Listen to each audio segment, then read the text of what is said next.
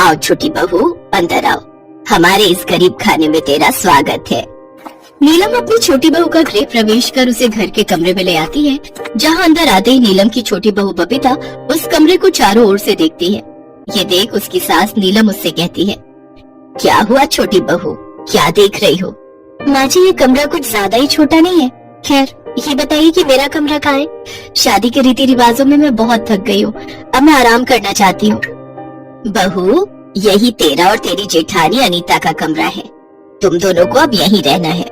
क्या माँ जी, ये आप कैसी बातें कर रही हो? मेरी अभी अभी नई नई शादी हुई है और हम दोनों देवरानी जेठानी एक ही कमरे में कैसे रहेंगी? तुम तो जानती हो बहू, हम लोगों की गरीबी, पूरे घर में यही एक कमरा है, इसलिए जो है उसी में ही गुजारा करना पड़ेगा। मैं तो खुद रसोई में खाट लगाकर सोती हूँ। बबीता मुंह बनाकर बैठ जाती है। शाम को उसकी जेठानी पानी लाकर उसे देती है और कहती है, ये लो बबीता, तुम्हारे लिए पानी, और कुछ चाहिए होगा तो कहना। फिर दोनों देवरानी और जेठानी अपने अपने पतियों के साथ एक ही कमरे में सो जाती हैं। कमरे के एक तरफ के बिस्तर पर जेठ जेठानी तो दूसरी तरफ देवर देवरानी सो जाते हैं। अचानक आधी रात को बबीता को गंदी बदबू आती है और उसकी आंख खुल जाती है। ये गंदी बदबू कहाँ से आ रही है? ऐसा लग रहा है जैसे बिल्ली कमरे में पॉटी करके चली गई हो। वो इधर उधर देखती है लेकिन उसे कुछ नहीं दिखता। कुछ देर बाद उसकी जेठानी उठती है और जोर से गैस छोड़ती है। ओहो, तो ये सारा किया धरा इन्हीं का है। इन्होंने जरूर मूली के पराठे खाए होंगे। पराठे खाकर अब मेरा जीना मुश्किल कर दिया इन्होंने। कि जेठानी तो आइटम हम छोड़े जा रही है, उन्हें जरा भी शर्म नहीं आ रही। हे भगवान, मैंने क्या क्या सोचा था कि मेरी सुहागरात ऐसी होगी। सुहागरात वाले दिन भी हो तो कुछ नहीं हो पाएगा, ऊपर से ये बदबूदार गैस और सूंघनी पड़ रही है। तभी जेठानी की आंख खुल जाती है और वो कहती है, अरे क्या हुआ देवरानी जी, तुम सोई नहीं? आप इतनी जहरीली गैस छोड़ रही हो, भला नींद किसे आएगी? ऊपर से मच्छर ये कानों में आकर गीत गुनगुना रहे हैं।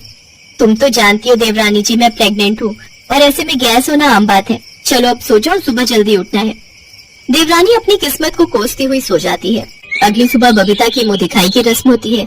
मोहल्ले की औरतें आती हैं। बहू तो बिल्कुल चांद का टुकड़ा है। छोटी बहू, अब जैसे बड़ी बहू ने हमें खुशखबरी सुनाई है ना, वैसे तू भी सुना दे। क्या खाक खुशखबरी सुना दूं? शादी के पहले दिन से तो हम दोनों पति पत्नी अपने जेठ जेठानी के कमरे में सो रहे हैं, ऊपर से इन्हें खुशखबरी सुननी है। प्राइवेसी नाम की कोई चीज तो है ही नहीं यहाँ। ऐसे कुछ दिन बीत जाते हैं। एक रोज जेठानी अपनी माँ से फोन पर बात कर रही थी, तो वहीं दूसरी तरफ बबीता भी अपनी बहन से बात कर रही थी। लेकिन एक ही कमरे में होने के कारण दोनों एक दूसरे से फोन पर ठीक से बात नहीं कर पाती। ओफो, क्या मुसीबत है, अब तो फोन पर भी बात नहीं कर सकते। इतनी ही परेशानी हो रही है तो कमरे से बाहर आंगन में जाकर बात कर लो। मैं क्यों जाऊँ आंगन में? आप जाकर बात कर लो बाहर धूप में खड़े होकर। ओफो, तुमसे तो बहस करना ही बेकार है। ये कहकर जेठानी रसोई में खाना बनाने चली जाती है और फिर जब वो वापस आती है तो देखती है कमरा पूरी तरह बिखरा पड़ा है। सारा सामान यहाँ वहाँ पड़ा हुआ है। देवरानी जी, ये क्या है? आपने सारा कमरा फैला दिया और ये गीला तौलिया मेरे बेड पर ही डाल दिया, और ये कपड़े इस तरह क्यों रखे हुए हैं? जेठानी जी भूलिए मत, ये सिर्फ आपका कमरा ही नहीं बल्कि मेरा कमरा भी है, और मुझे अपने कमरे में कैसे रहना है इसके लिए किसी की परमिशन की जरूरत नहीं है। इसके बाद गर्भावस्था में भी जेठानी सारे कमरे को अकेले ही साफ करती है। ऐसे कुछ दिन बीतते हैं और अब जेठानी की डिलीवरी का वक्त पास आ जाता है, इसलिए उसकी सास उसकी गोद भराई की रस्म रखती है, जिसके लिए अनीता शीशे के सामने खड़े होकर तैयार हो रही होती है, जिसे देखकर उसकी देवरानी कहती है, जेठानी जी, अगर आपका श्रृंगार हो गया हो तो अब आगे से हट जाइए, मुझे भी तैयार होना है। गोद भराई मेरी है तो पहले मुझे अच्छे से तैयार होने दो, तुम बाद में हो जाना। ओफो, क्या मुसीबत है, जब से इस घर में आई हूँ तब से कमरा, बाथरूम, यहाँ तक कि शीशा भी एक, हर चीज एक ही एक है। ना जाने कब तक मुझे हर चीज के लिए ये कॉम्प्रोमाइज करना पड़ेगा। हाँ तो मैं कौन से चैन से जी रही हूँ? पहले मैं कितने आराम से अपने कमरे में रहती थी, लेकिन जब से तुम आई हो मेरे कमरे का तो हुलिया ही बिगड़ गया है। सारा दिन गंदा करके रखती हो, रहती तुम भी हो लेकिन सफाई अकेली मैं ही करती हूँ। अच्छा, तो ये क्या सिर्फ आपका ही कमरा है? अरे मेरा भी इस पर उतना ही हक है जितना आपका। बातों में दोनों की बहसबाजी इतनी बढ़ जाती है कि दोनों के बीच झगड़ा शुरू हो जाता है, और इन सब के चलते अनीता को गलती से धक्का लग जाता है, जिसमें वो पेट के बल गिरने वाली होती है कि तभी उसका पति नरेश आ जाता है और वो उसे संभाल लेता है। भगवान का लाख लाख शुक्र है जो तुम गिरने से बच गई, नहीं तो आज अनर्थ ही हो जाता। अगर अभी मेरा बेटा यहाँ नहीं आया होता तो चोट लगने के कारण इस नन्ही सी जान को कुछ भी हो सकता था। अरे तुम दोनों को अपना ना सही, आने वाले इस बच्चे के बारे में तो सोचना चाहिए था। मैं मानती हूँ कि एक कमरा होने के कारण तुम्हें ये सब परेशानियाँ हो रही हैं, लेकिन इसका मतलब ये नहीं कि तुम हाथापाई पर उतर आओ। कम से कम तुम लोगों को इतना तो समझना चाहिए कि अभी हम लोग गरीब हैं और अभी कमरा ले नहीं सकते। लेकिन मेरे दोनों बेटे सारा दिन मेहनत तो कर रहे हैं, धीरे धीरे वो कमरा ले लेंगे। हमें माफ कर दीजिए माँ जी, हमसे गलती हो गई, अब हम ऐसा नहीं करेंगे। हाँ माँ जी। तभी बड़ा बेटा नरेश कहता है, आप सब चिंता मत कीजिए, हमने जमीन खरीद ली है और बहुत जल्द उसमें 3 कमरे भी बनवा देंगे। हाँ, हमने सोचा था घर बनने के बाद आप तीनों को सरप्राइज देंगे। आप लोग चिंता न करें, अब हमारी परेशानी बहुत जल्द खत्म हो जाएगी। ये सुनकर तीनों सास बहू बहुत खुश होती हैं। अब दोनों देवरानी जेठानी एक दूसरे के साथ घुलना मिलना शुरू कर देती हैं और उनके बीच एक कमरे को लेकर लड़ाई भी खत्म हो जाती है। कुछ दिन बाद उनका घर भी बनकर तैयार हो जाता है और वो सब अलग अलग कमरे में खुशी खुशी रहने लगते हैं।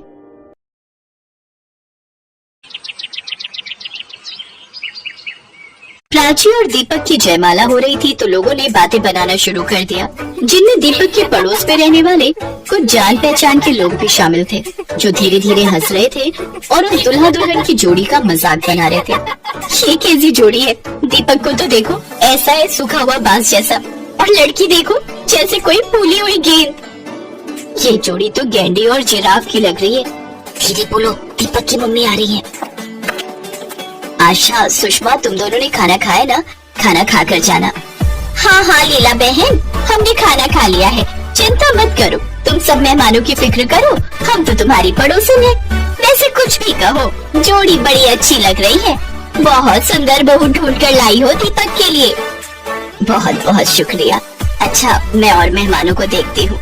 शादी के समय तो प्राची और दीपक की जोड़ी को लेकर बातें बनी है। शादी के बाद भी पड़ोसी और जान पहचान वाले उनकी पीठ के पीछे मजाक ही बनाते थे। धीरे धीरे प्राची और दीपक को भी इस बात की भनक लगने लगी। दीपक, पता नहीं मुझे क्यों लगता है जब भी कभी तुम और मैं कहीं जाते हैं ये पड़ोसी बहुत मजाक बनाते हैं। मैंने 1-2 बार हंसते हुए देखा है। प्राची, दुनिया का तो काम ही है हंसना और बातें बनाना। अगर हम उनकी परवाह करते रहे ना तो 1 सेकंड भी जिंदगी को नहीं जी सकते। इसीलिए इनकी बातों पर ध्यान मत दिया करो, हम जैसे हैं वैसे ही सही हैं। प्राची और दीपक को अब आदत हो गई थी लोगों से इस तरह के ताने सुनने की, इसलिए वो किसी की भी बात पर ध्यान देना बंद कर चुके थे। एक दिन प्राची अपनी सास के साथ एक लेडीज संगीत में गई। वहाँ मोहल्ले की बहुत सी औरतें आई हुई थी। ये लीला बहन की नई बहू तो बहुत मोटी है और लीला बहन का लड़का तो लंबा इतना मानो जिराफ जैसी लंबाई, पतला इतना कि फूंक मार कर उठ जाए। पर क्या है, प्यार अंधा होता है। लव मैरिज हुई है दोनों की। बताओ तो, लड़का पतला है तो भला ये दोनों को एक साथ चलते क्या ही लगते होंगे। लेडी संगीत में बैठी कुछ औरतों की बातें प्राची ने सुन ली थी। उसका मन खराब होने लगा। थोड़ी देर बाद प्राची अपनी सास के साथ घर आ जाती है। क्या हुआ बहू, तुम्हारा वहाँ मन नहीं लग रहा था? नहीं माँ जी, कैसे लगेगा, पड़ोस में जिसको देखो मेरा और दीपक का मजाक उड़ाते रहते हैं। हम दोनों की जोड़ी को मोटा पतला बोलते हैं, तरह तरह के नाम देते हैं। बहू, तुम दोनों की जोड़ी बहुत अच्छी है और ये जोड़ी भगवान ने बनाई है, इसलिए अपना मन खुश रखो। हम सामने वाले का मुंह बंद नहीं कर सकते, पर अपने कान तो बंद कर सकते हैं ना। चलो अब मेरे और अपने लिए बढ़िया सी चाय बना कर लाओ। संगीत में जो चाय पी थी वो ठंडी हो गई थी। उस दिन प्राची की सास ने उसे समझा दिया कि वो मोहल्ले वालों की बातों पर ध्यान न दे। एक दिन जब दीपक की छुट्टी थी तो प्राची और दीपक प्राची के घर मिलने जाने वाले थे। बच्चों, समय से लौट आना, तुम दोनों के बिना घर सूना सूना सा लगता है। जी माँ जी, हम शाम तक लौट आएंगे। माँ, मैं आते हुए तुम्हारी दवाइयाँ भी लेता आऊंगा, मुझे बता दो कौन कौन सी दवाई खत्म हुई है। हाँ, मैं अभी दवाइयों का डिब्बा लेकर आती हूँ। अचानक गली में शोर मच जाता है। दीपक, प्राची और लीला सब लोग बाहर देखते हैं। क्या हुआ सुशीला बहन, ये इतना शोर कैसा है? अरे वो वर्मा जी के घर में आग लग गई है, सीढ़ियों पर ज्यादा फैल चुकी है। उनका पोता आयुष पहली मंजिल पर फंस गया है। वो घर में अकेला था। वर्मा जी का बेटा विजय घर पर है नहीं, वो शहर से बाहर गया हुआ है। अब वो सब कुछ कर नहीं पा रहे। फायर ब्रिगेड अभी तक नहीं आई है। आयुष बालकनी में खड़ा हुआ शोर मचा रहा है कि कोई उसे बचा ले। बेचारा छोटा बच्चा। सब लोग शोर मचा रहे थे। आयुष गैलरी में से बचाओ बचाओ चीख रहा था। मम्मी, मम्मी, दादाजी, दादाजी, कोई मेरे बच्चे को बचा लो। आयुष, मेरे बच्चे, रोना मत, तुम्हें कुछ नहीं होगा।